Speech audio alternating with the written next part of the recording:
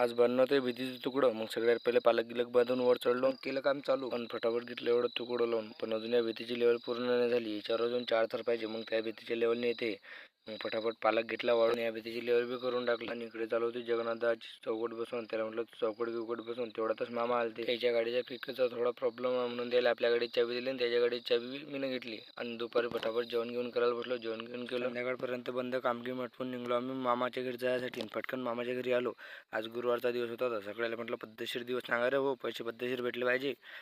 सगळ्यांनी दिवस सांगले, पैसे घेतले, निघलो आम्ही घरी जायसाठी. आज पुष्पा पाहायला जाणं होतं. तर या तिघाला म्हटलं तुम्ही पुढे जाऊन तिकीट काढून घ्या म्हटलं. वक्तावर भेटेल नाही भेटत. मागून गजरे आम्ही अंदत्ता आम्ही तिघंजण बसलो गाडीवर आणि फटाफट आलो खामगावले सनी पॅलेसवर. आणि फटाफट अंदर येऊन बसलो. आम्हाला थोडा टाईम झाला तर आम्हाला पुढेच बसायला लागलं. आणि मग झाली बा आपल्या पुष्पा भाऊची एंट्री.